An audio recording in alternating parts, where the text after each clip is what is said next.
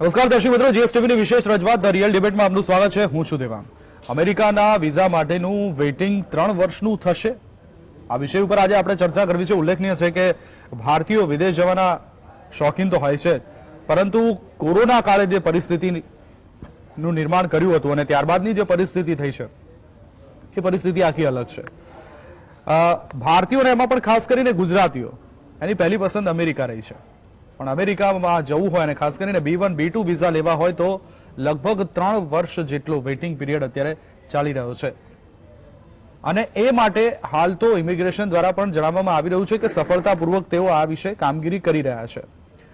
ઉલ્લેખનીય છે કે લોકસભાના જે આંકડા આપણી સામે આવ્યા છે તે પ્રમાણે દર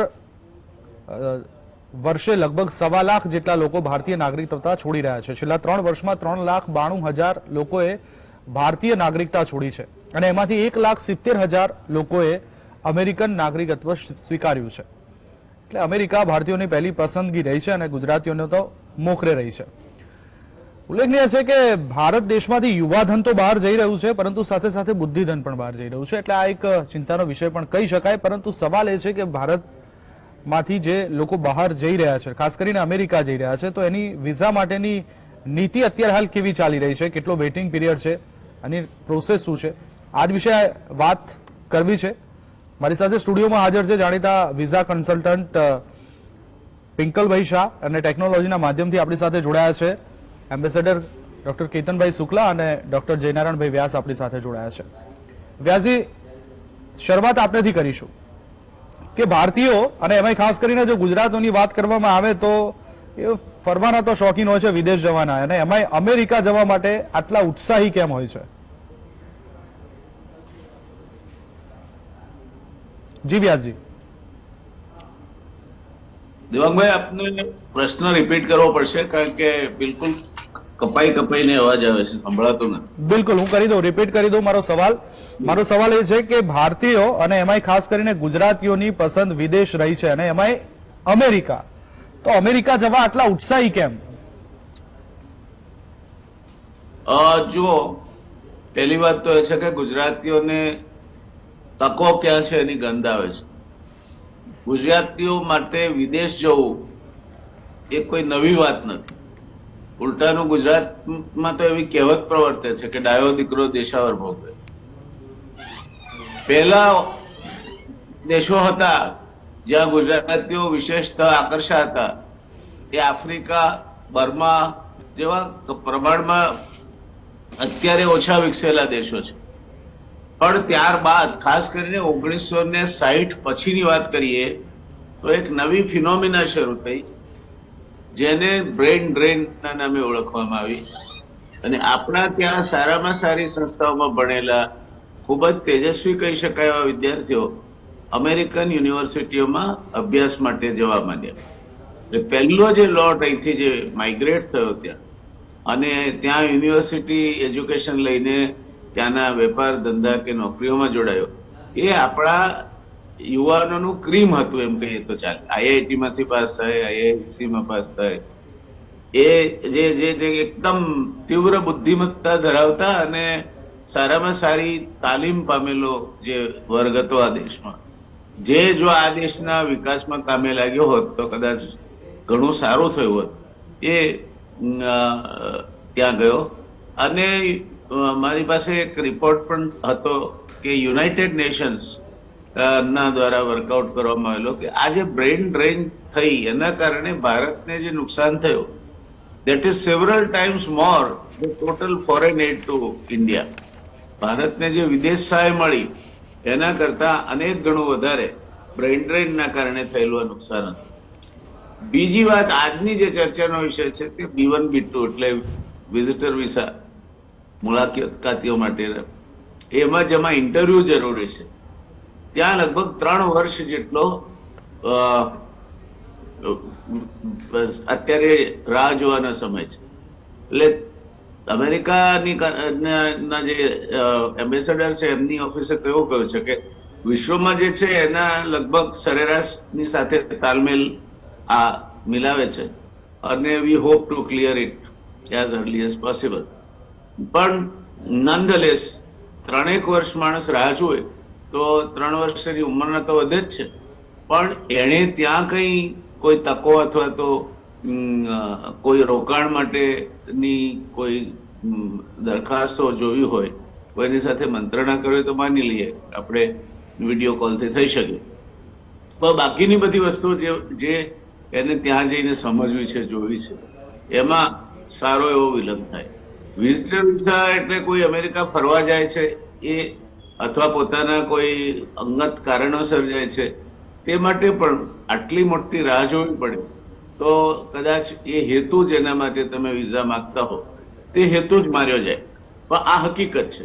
મેં અમેરિકન કોન્સ્યુલેટમાં આપણા એવા ક્વોલિફાઈડ યુવાનોને જોયા છે કે જે હાઈ ટેક એન્જિનિયર્સ હોય, ડોક્ટર્સ હોય, ચાર્ટર્ડ એકાઉન્ટન્ટ્સ હોય, અને જે પ્રકારની એમને ટ્રીટમેન્ટ આપવામાં આવે છે અને જે પ્રકારની માનસિકતાથી એ લોકો જવાબ આપે છે, જાણે સંપૂર્ણપણે શરણાગતિ સ્વીકારવાની, એ માનસિકતા એમને માત્ર ને માત્ર અમેરિકામાં ડોલર કમાવા માટેની જે તકો છે તેના કારણે એમનામાં હાલ પૂરતું ચાલો અપમાન તો અપમાન, પણ એકવાર નીકળી ગયા પછી તો મજા જ મજા છે.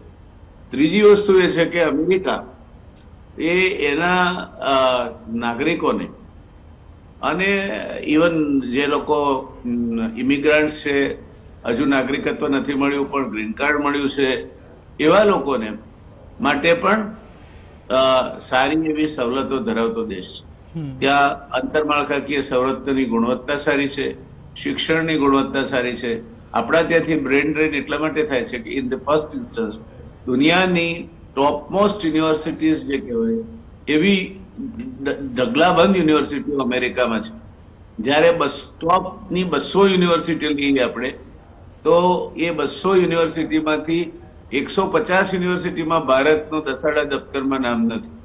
152માં નંબરે આઈઆઈટી મુંબઈ આવે, ત્યાર પછી આઈઆઈટી દિલ્હી છે, ત્યાર પછી Indian institute of science Bangalore છે. એટલે એક તો તકો, ઉચ્ચ શિક્ષણ અને રિસર્ચમાં જોડાવા માટેની તકો, એની મર્યાદિત પ્રાપ્તિ, અને ત્યારબાદ શું કરવાનું આ દેશમાં, તો ત્યારબાદ જે તકો મળવી જોઈએ, જે અમેરિકામાં મળે, જે પગાર મળે, જે સ્ટેટસ મળે, તે તક ભારતમાં મેળવવી શરૂઆતના તબક્કે તો એટલીસ્ટ બહુ જ મુશ્કેલ છે. કારણ કે આપણા ત્યાં ગવાર ને ઘઉં વચ્ચેનો ભેદ કોઈ જોતું નથી. પીએચડી એટલે પીએચડી, તમે કાગળો કોપી કરીને પીએચડી થાવ તો એ પીએચડી છે, અને ખરેખર ઓરિજિનલ રિસર્ચ કરીને તમે ડોક્ટરેટ મેળવો તો એ પણ પીએચડી છે. એટલે એક કરતા વધારે કારણો છે, અને એ કારણો જોતા આપણા ત્યાંથી ઘણા બધા લોકો ત્યાં ખેંચાય છે. દેવાંગભાઈએ વર્ણન કર્યું, એ લોકો તો પૈસા ત્યાં ભરી અને પોતાનું નાગરિકત્વ પ્રાપ્ત કરવા માટે અહીંથી માઇગ્રેટ થાય. એમણે ભારતના નાગરિકત્વને બાય કહ્યું અને અમેરિકન નાગરિકત્વ અપનાવ્યું, અને એ સંખ્યા પણ લાખોમાં છે. એટલે આપણા દેશની એક જોતા આપણે જો કહીએ તો ફ્યુચર ઓપોર્ચ્યુનિટીનો જો બેરોમીટર જોઈએ આપણે, તો બહુ નીચું છે. એમ કહેવામાં કશું ખોટું નથી. જે આપણા નથી યુવાનોને આકર્ષી શકતું, નથી દેશમાં પ્રવર્તતી શિક્ષણની ગુણવત્તા માટે એ positive commentary. On the contrary, the quality of education in India seems to be continuously deteriorating. આ 3 સંસ્થાઓ છે એ વર્ષોથી ચાલી આવે, પણ એમનો નંબર પણ પાછળ જતો ચાલ્યો છે. એક સમય અરાઉન્ડ 120 પ્લસ હતો નંબર આઈઆઈટી મુંબઈનો, એ અત્યારે 152માં નંબરે છે. એટલે આપણે જેવું એમ કહેતા હોઈએ કે આ જ્ઞાનની સદી છે, અને જ્ઞાન જ સત્તા હશે, જ્ઞાન જ તમારામાં બળનું સિંચન કરશે, તો હું માનું છું કે અમેરિકા પાસે એ પ્રકારનું જ્ઞાન મેળવવાની ઘણી બધી તકો છે. અને એટલે આપણા યુવાનો માટે America has always remained a dreamland. ત્યાર પછીનો તબક્કો બીજો એવો આવ્યો કે જ્યારે આ લોકો ત્યાં ગયા, સ્થિર થયા અને ધીરે ધીરે કામે લાગ્યા, પછી ઓછા ભણેલા લોકો એમને અમેરિકા આકર્ષવા માંડ્યું, કારણ કે ત્યાં મોટેલ ચલાવવાથી માંડીને સ્ટોર ચલાવવા સુધીની ઘણી બધી સખત મજૂરી કરવી પડે એવી જગ્યાઓ ત્યાં હતી. એટલે અને હજુ પણ છે. એટલે આ લોકો પછી જે બીજો ફાલ ગયો, they are not similar as the first phase migrants, જેને આપણે બ્રેન ડ્રેન કહીએ છીએ. They were migrating to America, taking even at times the help of unfair means. હજુ એવા પ્રદેશો છે આપણા ત્યાં જેને ઇલીગલી બોલતા નથી આવડતું. 10 દિવસ પહેલાની જ વાત કરું તો ભાઈ અમદાવાદ આવ્યા હતા, તો મેં કીધું શું ચાલે છે, કે શાયદ થોડી કામ હતું, એટલે શું કામ હતું, તો કે ઇલીગલી અમેરિકા મોકલવો છે મારા છોકરાને. હવે આ ઇલીગલી એ જેને ઇલીગલી બોલતા નથી આવડતું એમની આંખોમાં પણ અમેરિકાના સપના વસેલા છે. કડી પાસેનું એક ગામ છે જ્યાં બધા જ યુવાનો પ્રદેશ છે, એટલે જો કોઈ ગુજરી જાય તો નાત જાતના કોઈ પણ ભેદભાવ વગર બધા ભેગા થઈને એને અંતિમ સંસ્કાર માટે લઈ જાય છે, કારણ કે જરૂર પડી છે. એટલે આ બધા કારણોસર અમેરિકા જવાનું એક આકર્ષણ છે. અને અમેરિકાનું છેવટે કલ્ચર એવું છે કે જે બધા કલ્ચર્સ જે દુનિયાની દરેક સંસ્કૃતિને પોતામાં સમાવી લે છે. ત્યાં ચીન વાળા પણ છે, યહૂદી પણ છે, આપણા ભારતીયો પણ છે. દુનિયાનો કદાચ કોઈ જ દેશ એવો નહીં હોય કે જેની હાજરી અમેરિકામાં નથી. એટલે એના ઉપરથી આપણે સમજવું હોય તો એ સમજી શકાય કે અમેરિકામાં પણ રંગભેદ હતો, અમેરિકામાં પણ હબસી ગુલામો રાખવાની પ્રથા હતી. એના સામે ત્યાંના આગેવાનોએ જે લડત આપીને કેટલાકે લોહી રેડ્યા, અબ્રાહમ લિંકન થી માંડીને માર્ટિન લ્યુથર કિંગ સુધીના. બિલકુલ. તો એ અમેરિકા આજે સમજ્યું છે કે દેશમાં શરીરની ચામડીના રંગ ઉપરથી ભેદભાવ કરી અને જ્યાં સુધી ઉલ્લડો થતા રહેશે ત્યાં સુધી કોઈ પ્રગતિ નહીં થાય. એટલે એક જેને કહેવાય કે પીસફુલ સોશિયલ એટમોસ્ફિયર, ત્યાં ગુનો નથી એવું તો છે, ત્યાં ક્યારેક ક્યારેક કોઈક 2-4 ભડાકા કરીને પાડી દે છે 5-6, પણ એ મર્યાદિત છે. તેના કારણે કોઈ આખા અમેરિકામાં સ્ટોર સળગાવી નથી દેતું, રાઇટ્સ નથી થઈ જતા. ત્યાં વાયોલન્ટમાં વાયોલન્ટ કહેવાય એવું ઇલેક્શન ટ્રમ્પની ચૂંટણી દરમિયાન થયું હતું, જેમાં ઘણી બધી ભાગતોડ થઈ હતી, છતાં અમેરિકા છે. અને because it is a boiling pot of all સિવિલાઇઝેશન્સ in the world, આપણે જે ગાયન ગાતા હતા, જો जिसे मिला पूजा हमने गैरों को भी अपनाया हमने, એ અમેરિકાએ સાચું પાડ્યું છે. અને they are integrated into American system of living. એટલે આ જે ગાળો વધતો જાય છે તે પણ એમના માટે ચિંતાનો વિષય હોવો જોઈએ, કારણ કે opportunities don't wait lifetime. બિલકુલ. એટલે આ વસ્તુ ખ્યાલમાં રાખીને આપણે આખી જે પરિસ્થિતિ છે એને સમજવી જોઈએ. દેવાંગ. બિલકુલ સાચી વાત છે. કેતનભાઈ, વ્યાસજીએ જેમ કીધું કે ભારતીયો મોટા પ્રમાણમાં અમેરિકામાં ભણવા જાય છે, નોકરી કરવા જાય છે કે પછી સ્થાયી થવા જાય છે. આંકડા પ્રમાણે જો વાત કરીએ તો છેલ્લા 3 વર્ષની અંદર જ દેશમાંથી 3.92 લાખ લોકોએ ભારત દેશની નાગરિકતા છોડી અને 3.92 લાખમાંથી 1.70 લાખ લોકોએ અમેરિકાની નાગરિકત્વ સ્વીકાર્યું છે. એટલે એક વસ્તુ તો ચોક્કસ છે કે 3.92 લાખ લોકોએ 3 વર્ષની અંદર ભારતમાંથી વિદાય લીધી અને એ લોકો વિદેશમાં સ્થાયી થવા માટે ગયા.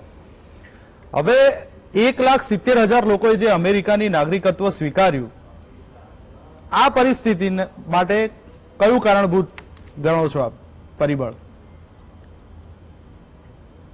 આમાં એવું છે, એક તો જે તમારો ટોપિક છે કે વિઝા, તો વિઝાનો જે પ્રોબ્લેમ છે એ ગ્લોબલ પ્રોબ્લેમ છે અત્યારે, અને લોકો જઈ રહ્યા છે. તો જે જયનાર જે ડિટેલમાં સમજાયું, પણ એ વસ્તુમાં એવું છે કે આપણે જેને બ્રેન ડ્રેન કહીએ છીએ, બ્રેન ડ્રેન છે કે નહીં એ બહુ મહત્વનો ક્વેશ્ચન છે.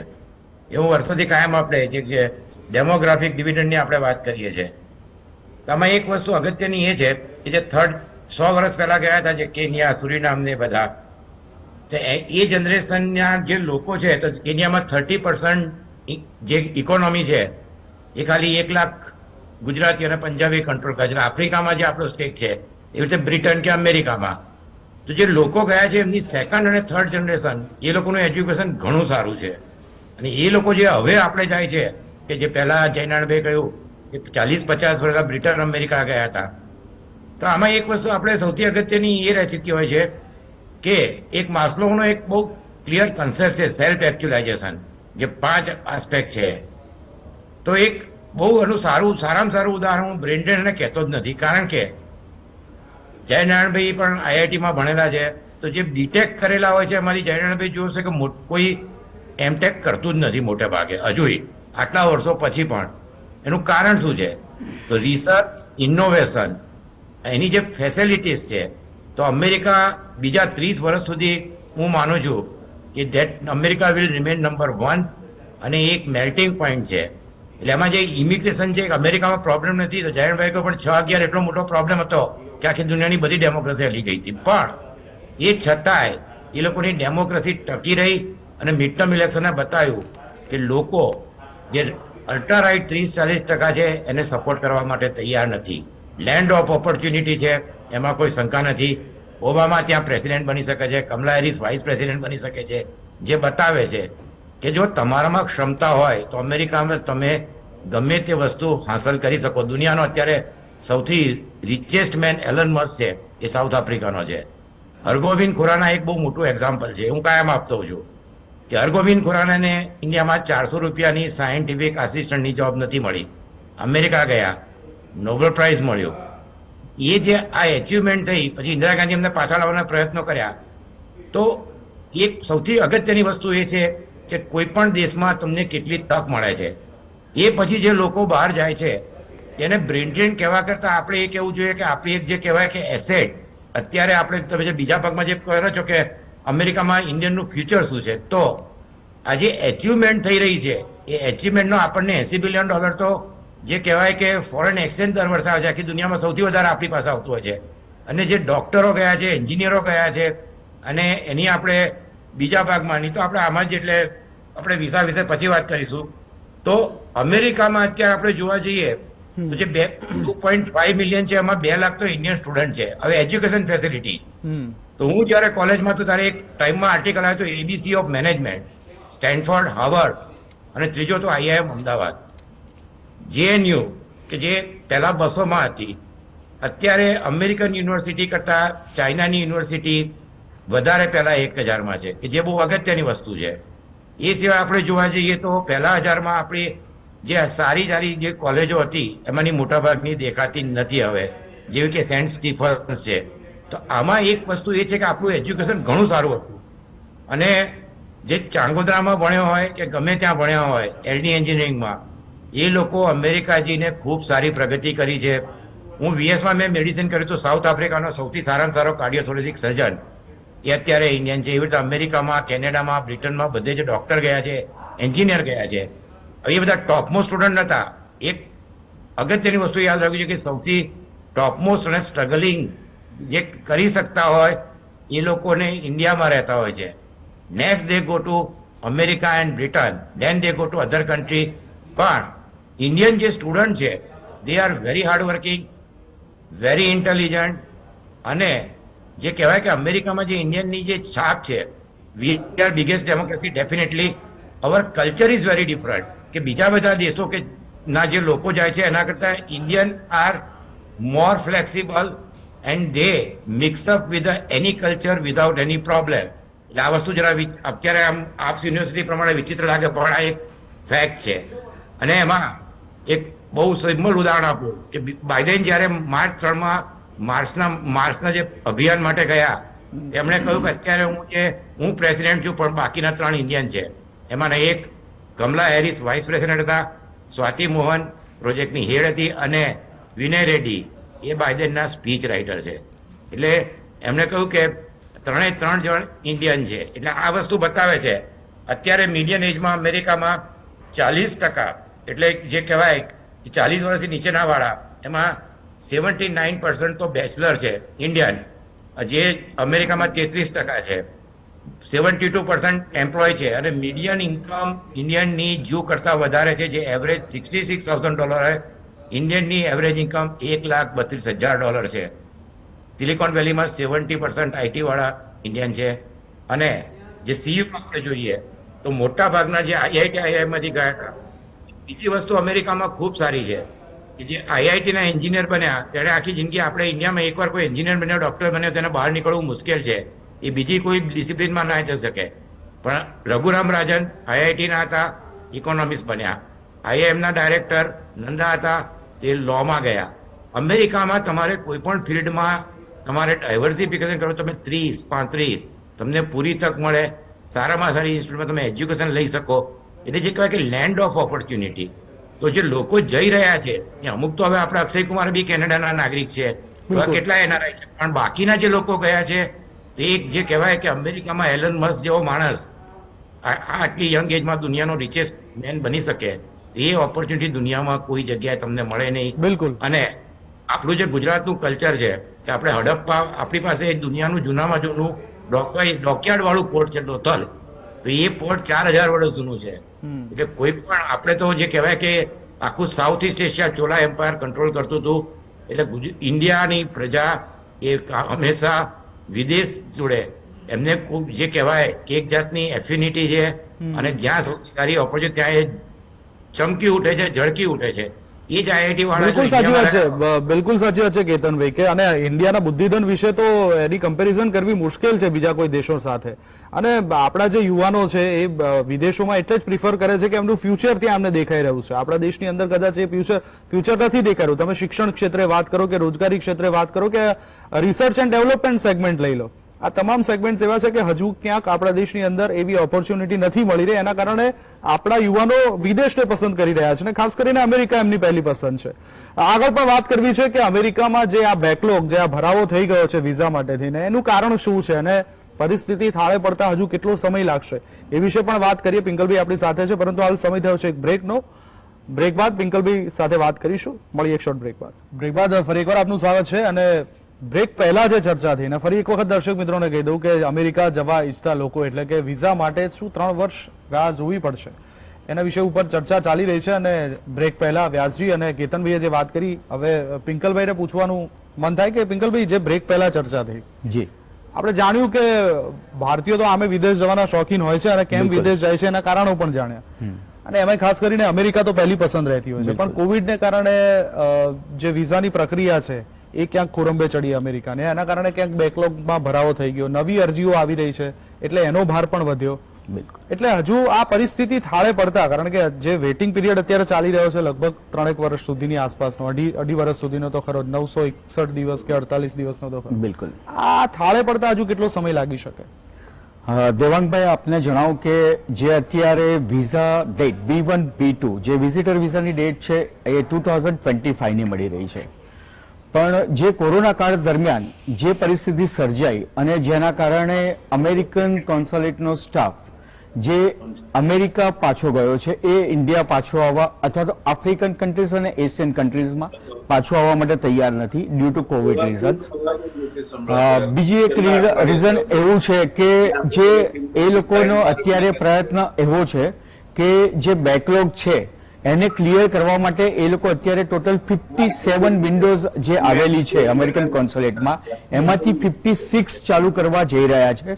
અને આઈ થિંક કે 2023 મિડ સુધીમાં આ પરિસ્થિતિ એકદમ થાળે પડી જશે અને એ નેક્સ્ટ ડે અથવા તો નેક્સ્ટ 10-15 ડેઝમાં આ ડેટ્સ અવેલેબલ થઈ જશે એવું લાગી રહ્યું છે. ઓકે, એટલે હજુ અને અચ્છા બીજી પણ એક વાત, આપણે જે ઓફ ધ કેમેરા વાત થઈ, વ્યાસજી અહીંયા એક જાણવા જેવું એ છે કે વિઝા માટે તો આપણે 2.5-3 વર્ષનો જે આ વેઇટિંગ પીરિયડ છે એ તો છે જ, પણ પાસપોર્ટ માટે પણ અત્યારે લાંબો વેઇટિંગ પીરિયડ ચાલી રહ્યો છે. આ પણ મને હમણાં પિંકલભાઈ ઓફ ધ કેમેરા વાત કરી કે આમાં પણ ખબર નહીં કે કેમ આ વસ્તુ થઈ રહી, એટલે એનું શું કારણ પિંકલભાઈ? પાસપોર્ટમાં તો પહેલા ડેટ તત્કાલમાં આપણે જે લેતા હતા એ વેરી નેક્સ્ટ ડે મળી જતી હતી, પણ છેલ્લા 6 મહિનાની પરિસ્થિતિ એવી છે કે તમને આજે તમે ડેટ તમારી પાસપોર્ટ એપ્લિકેશન સબમિટ કરો છો તો એનો તમને 31 દિવસ પછીની તત્કાલમાં ડેટ મળે છે. ઇન કેસ કોઈ પર્સનની ઇમરજન્સી બિઝનેસ મીટિંગ હોય, કોઈ એવી ઇમરજન્સી હોય તો પણ he has to wait till 31 days for passport dates.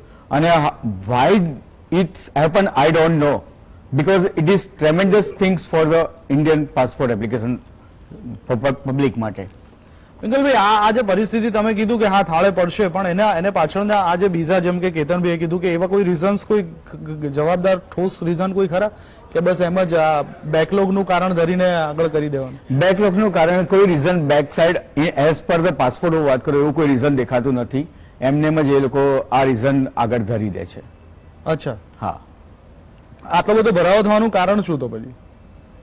સાહેબ ભરાવો એટલે એ અરજીઓ વધારે આવી રહી છે ત્યાં, એ પ્રમાણમાં કોવિડની નીતિ પછી કોઈ ફેરફાર થયો, નીતિમાં કોઈ ફેરફાર થયો છે એવું છે? કોવિડની નીતિમાં તો કોઈ ફેરફાર થયો નથી, પણ અરજીઓનું એટલી બધું અત્યારે ભારણ વધી ગયું છે બધા આખા ઇન્ડિયામાં, જેથી કરીને આ જે વિઝાની જે ડેટ્સ મળી રહી છે અત્યારે 3 વર્ષ પછીની, એ એક તો સ્ટાફ અપૂરતો હોવાને કારણે થઈ રહ્યું છે, પ્લસ એ લોકોનો જે અત્યારે ટ્રેન સ્ટાફ આવી રહ્યો છે એવું છેલ્લા 2 મહિનાથી ન્યૂઝપેપરમાં પણ આપણે દેખીએ છીએ, દરેક જગ્યાએ આપણે દેખી રહ્યા છીએ. તો એવું એ લોકોનું બેકલોગ ક્લિયર કરવા માટેનો પણ અમેરિકન ગવર્મેન્ટ ખાસો એવો પ્રયત્ન કરી રહી છે. પણ એ ત્યાંની ગવર્મેન્ટ કંઈક અલગ રહી છે અને કંઈક અલગ રહી છે. કારણ કે એક બાજુ અમેરિકા એમ કહે છે કે જોબ ઓપોર્ચ્યુનિટી છે ભારતીયો માટે, અહીંયા આવો તમે એપ્લિકેશન કરો, પણ એપ્લિકેશન એટલે શું 3 વર્ષ પછી તમારે જરૂર છે? ના, એવું નથી. અત્યારે જે એપ્રિલ 2022ના એ લોકોના એમાં 11.54 મિલિયન્સ ની વેકેન્સીઝ અત્યારે અમેરિકામાં અવેલેબલ છે. એટલી બધી અત્યારે જરૂર અમેરિકામાં પણ છે જોબને એ બધાની, તો એના માટે પણ આ જરૂરી છે. તો પછી અમેરિકા પોતાની નીતિ ઢીલી કેમ નથી કરી રહી કે વધારે આ જે બેકલોગ થઈ રહ્યું છે એની ઉપર ભાર કેમ નથી આપી રહી કે વધારે સરળતા કરી શકે? સાહેબ એના માટે એ લોકો ઘણો પ્રયત્ન કરી રહ્યા છે, પણ એ લોકોની જે સ્કિલ જે જોઈએ છે ટ્રેનિંગ ત્યાં વિઝા ઓફિસર્સ, એ હજુ સુધી એ લોકોને ટ્રેનિંગ આપ્યા પછી અહીંયા આવશે એવું કહેવામાં આવે છે. અચ્છા, તો વ્યાસજી જેમ પિંગલભાઈએ કીધું એમ કે આની માટે કોઈ ખાસ એવું કોઈ કારણ નથી, પરંતુ એક તો સ્ટાફની મોટી અછત દેખાઈ રહી છે અને એક બાજુ અમેરિકામાં નોકરીઓની જરૂરિયાત તો છે, એ લોકોને પણ માણસો તો જોઈએ છે. પણ સૌથી મુખ્ય પ્રશ્ન એ પણ કહી શકાય કે ભારતમાંથી જે યુવાધન અને ખાસ કરીને બુદ્ધિધન જે અહીંયાથી જઈ રહ્યું છે, જે અહીંયાથી સ્થળાંતર કરી રહ્યું છે, આ પરિસ્થિતિ ભારત માટે પણ કેટલી નુકસાનકારક કહી શકાય? એ તો છેક 1960s થી ચાલી આવે છે. એટલે ભારત જ્યાં સુધી વાતો કરવાનું ચાલુ રાખશે, વાસ્તવમાં એના ત્યાં ફેસિલિટીઝ જે રિસર્ચ અને ડેવલપમેન્ટ માટેની હોય તે વર્લ્ડ ક્લાસ નહીં હોય, આઈઆઈટી ની સંખ્યા વધારવાને બદલે આઈઆઈટી ની ગુણવત્તા વધારવાનો જ્યાં સુધી પ્રયત્ન નહીં થાય, એની પાછળની જરૂરિયાતના હ્યુજ ફંડ્સ રોકવામાં નહીં આવે, ત્યાં સુધી આ પરિસ્થિતિ તો રહેવાની. કારણ કે તમારે ત્યાં છે નહીં સવલત માટે જાય છે. You should understand this is adverse commentary on the government of India and their policies to provide quality education and their after quality employment. એટલે તમે આપો નહીં તો સ્વાભાવિક રીતે દેશ છોડીને જવાના, એમને કઈ શોખ નથી થતો. બીજું એક કારણ એ પણ છે કે $1 ત્યાં બચાવે, પાછા આવે ત્યારે એને 80 રૂપિયા થાય છે. એ વાસ્તવિકતા પણ આપણે સમજવી જોઈએ. અને બ્રેન ડ્રેન નું ગાણું ગાયા કરીએ છીએ આપણે, એ તો બહુ જૂનું થઈ ગયું. Let us not talk about it. આપણને એનો અધિકાર જ નથી, કારણ કે દેશમાં આપણે વિદેશ અને ખાસ કરીને અમેરિકાની સાથે ઉભી રહી શકે એ પ્રકારની શિક્ષણ વ્યવસ્થા એ આપણે ઊભી કરી શક્યા નથી. અને હવે તો એથી આગળ છે, હવે તો હાર્વર્ડ, સ્ટેનફોર્ડ, બધી જ યુનિવર્સિટીઓ they are offering a kind of a hybrid course કે જેમાં bulk of it is online and then you have to be on campus for some time and તમને સ્ટેનફોર્ડ કે હાર્વર્ડની ડિગ્રી મળી શકે છે, which is as good as staying on campus and studying. એટલે એ લોકો સતત પ્રયોગો કર્યા કરે છે અને આપણે સતત આપણી જે શિક્ષણની નીતિઓ છે એ સુધારવા પાછળ આપણે ધ્યાન નથી આપતા. અને આપણે એવું માનીએ છીએ કે આ તો પોલિટિશિયનોનો જ ધંધો છે, એમાં કોઈ નિષ્ણાત, કાં તો નિષ્ણાત હોય કે આપણી પાર્ટી વાળો હોવો જોઈએ. હવે એ ન ચાલે, આપણે આમાંથી બહાર નથી આવતા. એ કમનસીબ છે પણ એ ન ચાલે. એટલે અમેરિકાથી બનતા પ્રયત્નો કરી રહ્યું છે. આપણા ત્યાં જે વેઇટિંગ પીરિયડ છે તે જે કેસો ડ્રોપ બોક્સમાં નથી આવતા, જે કેટલાક કેસો એક્ઝમ્પશન અને બીજા પણ વધારે કેસો એક્ઝમ્પશનને પાત્ર બને એ માટેની એ લોકો વ્યવસ્થા કરી રહ્યા છે. They are also not sitting quiet on this. They are also keen to આ વેઇટિંગ પીરિયડ ઘટે એ માટે. પણ આ પરિસ્થિતિમાં થોડો સમય લાગશે, પણ હું માનું છું ત્યાં સુધી લાંબો સમય આ પરિસ્થિતિ નહીં રહે. કારણ કે એમાં અમેરિકાની પણ ખોટી છાપ બહાર ઉભી થાય છે. અને આપણા ત્યાંનો જે વેઇટિંગ પીરિયડ છે, સરેરાશ વેઇટિંગ પીરિયડ જે અન્ય દેશોમાં ચાલે છે અમેરિકન વિઝા માટે, એનાથી ઘણો વધારે છે. એટલે આ બાબતે અમેરિકા સતર્ક ના હોય અથવા તો સેન્સિટિવ ના હોય એવું માનવાને કોઈ કારણ નથી. Knowing the proactive nature of their policy planning and policy making. એટલે એ થશે, પણ એ થશે સાથે આપણે આમાંથી ટેકઅવે શું આપણો ટેકઅવે એ હોવો જોઈએ કે આ દેશમાંથી આઈઆઈટીના છોકરાઓ કેમ વિદેશ જાય છે અને વિદેશ ગયા પછી કેમ ત્યાં જ રહે છે, પાછા નથી આવતા, એ બધા શું કરે છે, આવો કોઈ અભ્યાસ આપણી પાસે નથી હોતો. અને આપણે એમ કે ગયા તો પેલા રિક્ષા ઉપર લખ્યું હોય છે કે આયે તો વેલકમ ઓર જાય તો ભીડ કમ. આ પ્રકારની નીતિ જે દેશની હોય તે દેશમાં પછી બ્રેન ડ્રેન થાય જ એમ. એટલે તમને આઈઆઈટી કાનપુરમાંથી તમે બીટેક થયા હો તો અમેરિકાની યુનિવર્સિટીમાં તમારે બહુ જાજી માથાકૂટ પણ કરવી નથી પડતી, કારણ કે it is American aided IIT. એટલે ત્યાંથી તમને ત્યાંના ફેકલ્ટીઓ એવાનો રેફરન્સ પણ મળી રહે, સરસ રેકમેન્ડેશન લેટર મળે. એટલે આ જે સિસ્ટમ હતી આપણે તોડી નાખી છે આઈઆઈટી જિલ્લે કરવાના મોહમાં. એટલે જિલ્લે એટલે રાજ્ય આ દેશમાં જેટલા રાજ્યો છે બધામાં આઈઆઈટી હોવી જોઈએ. હવે ગુજરાતમાં પણ ગાંધીનગરમાં આઈઆઈટી થઈ છે, સારી વાત છે. પણ તમે જે મૂળ હયાત આઈઆઈટી છે એને પાણી પોષી શકતા નથી. એટલે પેલી કહેવત છે કે બહુ બહુ પૈસા હોય, બહુ છોકરા, એક વધારે પડતા સંતાન હોય, તમે પહોંચી વળો એના કરતા. અને દો નારી ભરથાર ઉતનો કો મત મારીઓ માર રહો કિરતાર. તમે 6 સંસ્થાઓ ચલાવી શકતા નથી. આજે આઈઆઈએમમાં આપણે જઈએ તો ઈંટો ઉખડી ગઈ છે, ઠોકર વાગે. દેશની સર્વોચ્ચ મેનેજમેન્ટ ઇન્સ્ટિટ્યૂટની મેનેજ એન્ડ મેન્ટેનન્સ એ એક બાજુ નવું કેમ્પસ બને છે, પણ જે એક્ઝિસ્ટિંગ કેમ્પસ છે એને હવે એ લોકોને તોડી નાખવું છે અને તોડીને નવું બાંધવું છે, જે આઈઆઈટીના અગાઉના વિદ્યાર્થીઓને રિફર્બિશ કરવાનું કહી રહ્યા છે, જેથી એક હેરિટેજનો વારસો જળવાઈ રહી. આઈઆઈટી મુંબઈની સ્થિતિ એ હું જયારે પોસ્ટ ગ્રેજ્યુએટ મારું કમ્પ્લીટ કરીને નીકળ્યો ત્યાંથી ત્યારે જે હતી અને આજે છે એના બિલ્ડિંગો ને ત્યાં સો મચ ઓવરક્રાઉડેડ, ત્યારે ફેસિલિટીઝ નથી. કેમ્પસમાં હું તો મુંબઈમાં મને તક મળે એટલે આઈ જસ્ટ રન અવે to my campus, don't meet anybody, simply sit on the Powai Lake for a while and come back. પણ આપણને દયાજનક પરિસ્થિતિ લાગે કે આ આઈઆઈટી જે દેશની સર્વોચ્ચ સંસ્થા છે, દુનિયાની બધી યુનિવર્સિટીમાં ભારતને રિપ્રેઝેન્ટ કરતી 152 નંબરે તો 152માં નંબર આ આઈઆઈટી મુંબઈ છે. એને તમે નથી જાળવી શકતા તો બીજાને શું જાળવવાના છે? એટલે સરકારમાં મને લાગે છે કોઈ, હું I don't want to blame any political party, all are equally responsible four destroying our education system in their own idiosyncrasies and stupidities. આપણી શિક્ષણ પ્રથાનો જો સત્યાનાશ વાળી હોય તો બધી પોલિટિકલ પાર્ટીએ ભેગા થઈને વાળી છે. લાલુના એક નજદીકી પ્રોફેસર હોય એટલે રેલવે નફો કરતી થઈ ગઈ ને લાલુની સિદ્ધિઓ વર્ણવતો પોતાનો પ્રોપેગેન્ડા ટાઈપ રિપોર્ટ બહાર પડે. આ શું કહેવું? You are promoting politics also in these highly placed educational institutes. એટલે મને લાગે છે આપણા દેશમાં શિક્ષણ એના વિશેની સમજ નહીં હોય સરકારને. હું માનું છું ને બ્લેટન્ટલી કહું છું કે those who are in the government, irrespective of political hues and color, તમારી પાસે થોડા નામ જોગ તમને અમને ઇમ્પ્રેસ કરવા માટે હશે, but these few, half a dozen or less, cannot make the education policy. Why are you not able to give jobs to your excellent? તો કેટલા કરોડો રૂપિયા ખર્ચો કરો છો? આઈઆઈટી માંથી એક છોકરો પાસ થાય કે એમ્સ માંથી એક ડોક્ટર પાસ થાય કે સારી મેડિકલ કોલેજમાંથી એક ડોક્ટર પાસ થાય, એ જતો રહે છે એનું તમને દુઃખ નથી?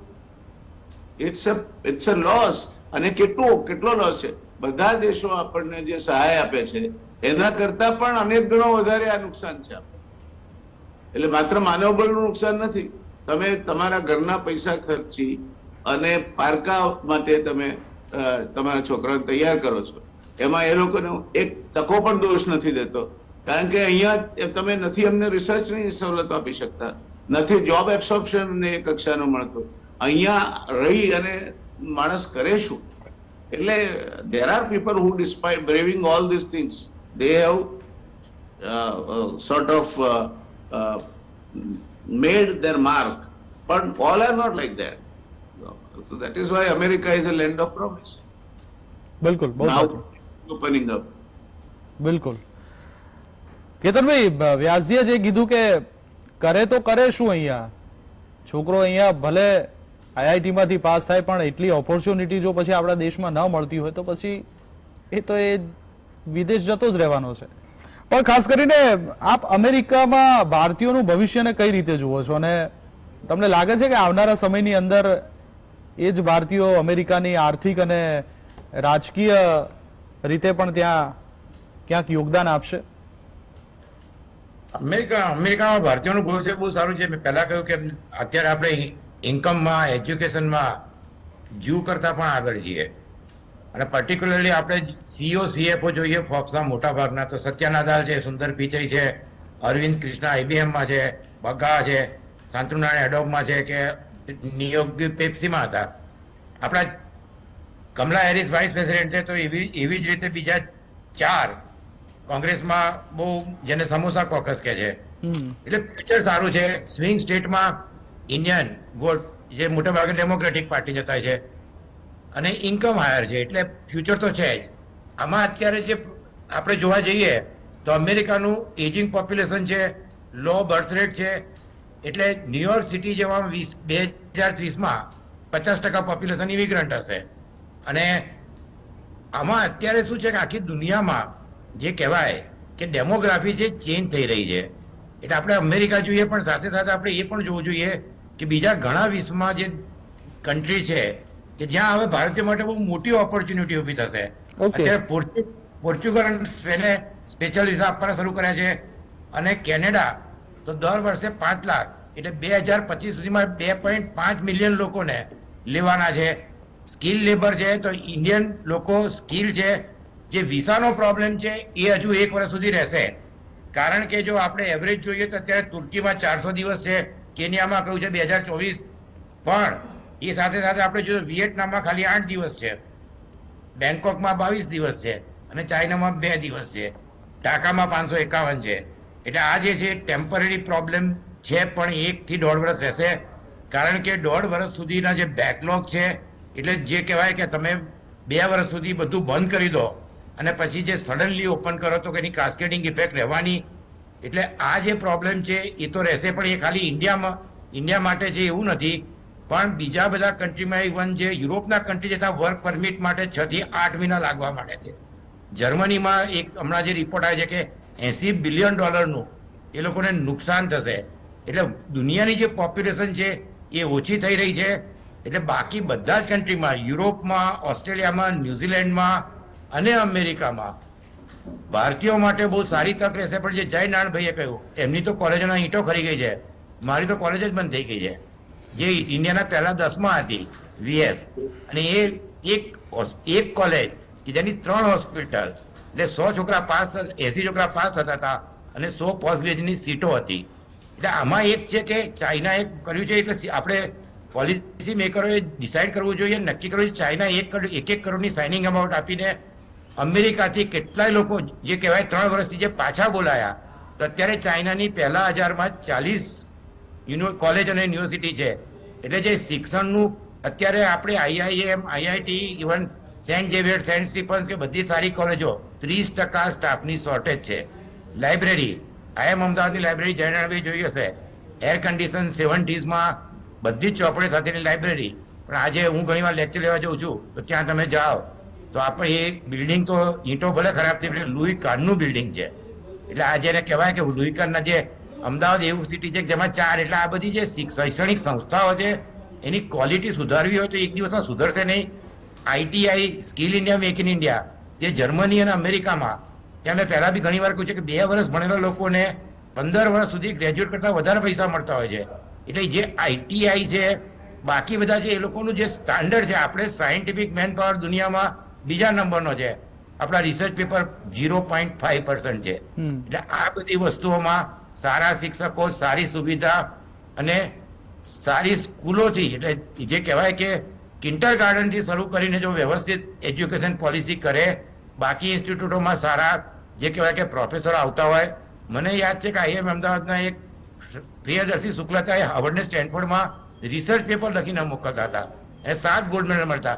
એટલે સારી ફેકલ્ટી, સારા લોકો આવ્યા પછી અત્યારે આપણે એમ કહીએ કે સુંદર પિચે ઇન્ડિયા આવી જાય, તે સુંદર પિચે ઇન્ડિયામાં આવીને શું કરવાના હતા કે કોઈ ન્યૂ પેપ્સી વાળા, એટલે કોઈ પણ સાયન્ટિસ્ટ આપણે જેટલા નોબેલ પ્રાઇઝ સાયન્સમાં મળ્યા છે તો ઇન્ડિયનને એ બધા અમેરિકામાં જ જતા બધા જ. એટલે કોઈ આપણે જે કહીએ કે જે ફેસિલિટીઝ હોવી જોઈએ એ ફેસિલિટીઝમાં કરોડો રૂપિયા ખર્ચ કરવા પડે, એજ્યુકેશનમાં 4 થી 5% બજેટ રાખવું પડે.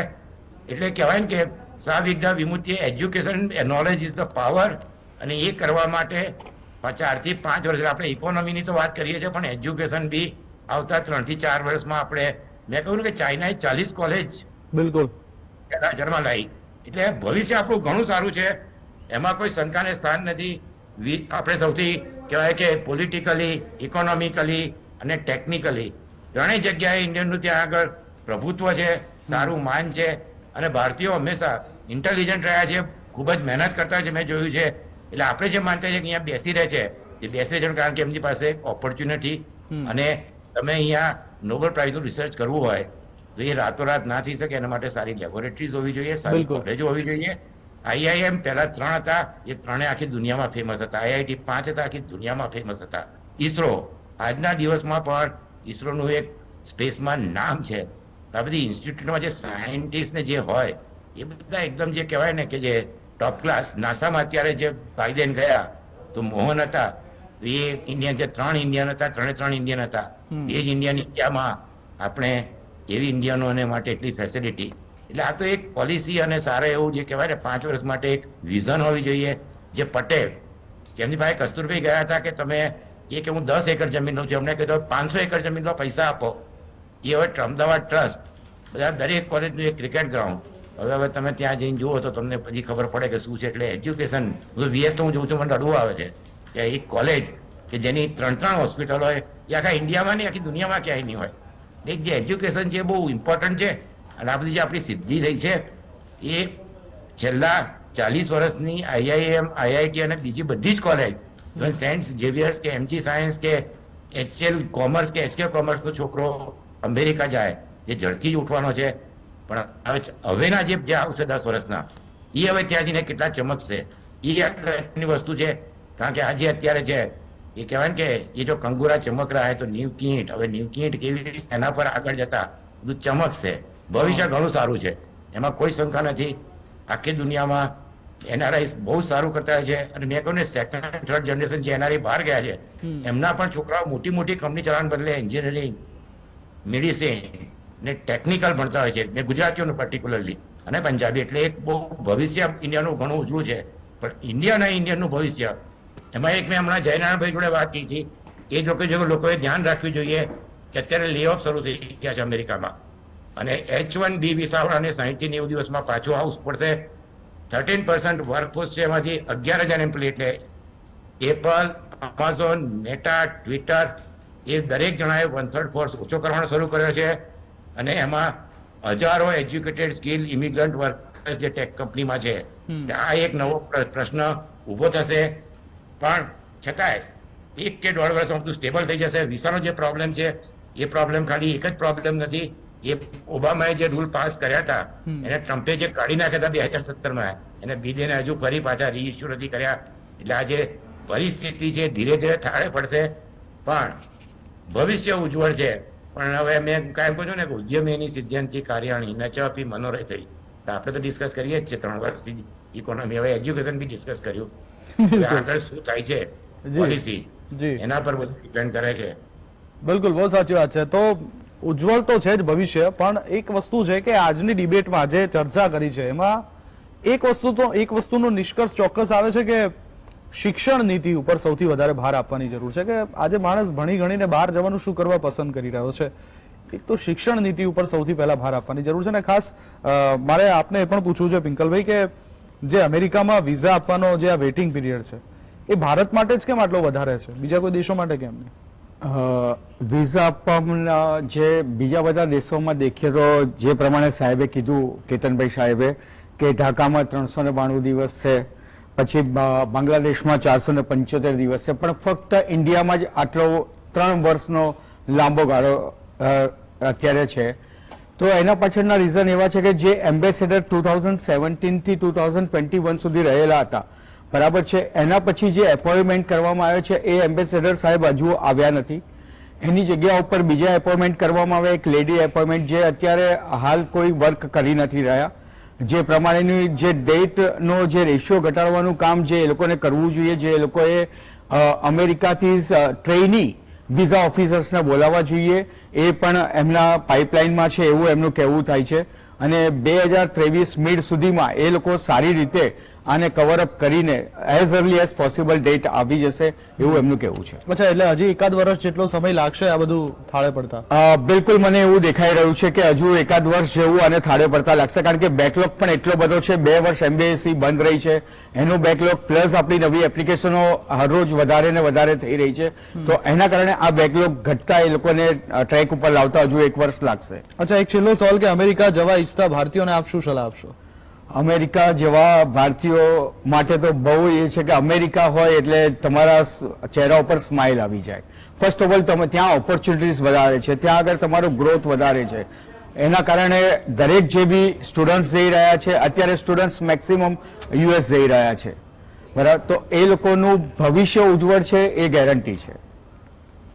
અચ્છા, ભવિષ્ય ઉજ્જવળ છે એ ગેરંટી છે, પણ ખાસ તકેદારીઓ પણ કેટલી રાખવી પડતી હોય છે, તમે કેવી રીતે જોઈ?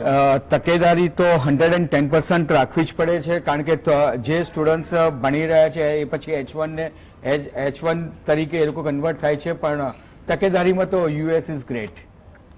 વ્યાસજી, છેલ્લી લગભગ 3 મિનિટ છે. આપણે એવું ક્યારે થશે કે અમેરિકન્સ અહીંયા ભારતમાં આવશે અને $1 લઈને આમ એ લોકોના $80 ને આપણો ₹1 એવું કંઈક થશે? આમ એવો કઈ ચમત્કાર ખરો આ ભાવમાં?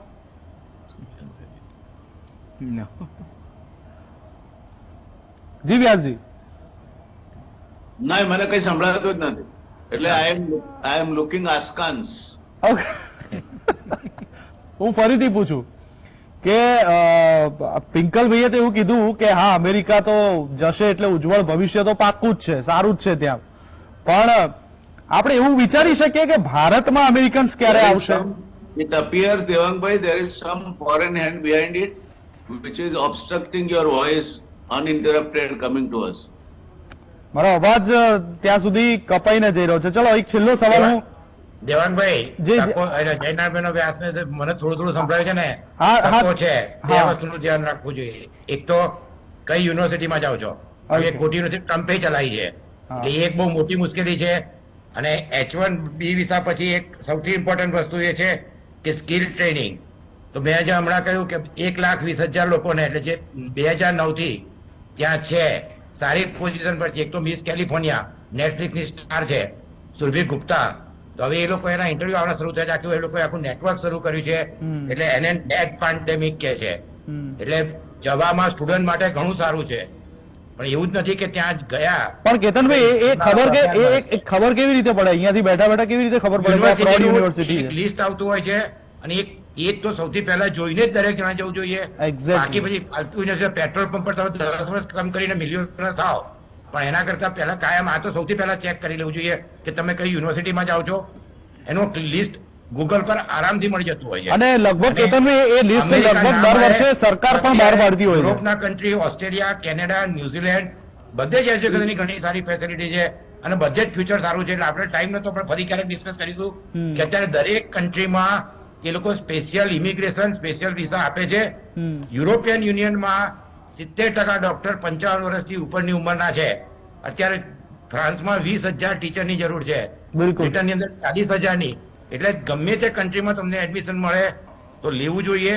ત્યાં દરેક જગ્યાએ પોસિબિલિટી છે, ઘણી સારી પોસિબિલિટી છે, અને રહેવા માટે દરેક કન્ટ્રી સારો છે. સોશિયલ સિક્યુરિટી સારી છે, ડેમોક્રેસી છે, એટલે ઓપોર્ચ્યુનિટી છે. વિદેશોની અંદર રહેલી છે ને, ઓપોર્ચ્યુનિટીનો લાભ જો મળે તો લેવો જોઈએ, પણ એની સાથે કેટલીક તકેદારી પણ રાખવી જોઈએ. વહેલા ચર્ચામાં ભાગ લેવા માટે સાઉથ આફ્રિકા ઘણું સારું, કેપટાઉન એન્ડ જોબાર.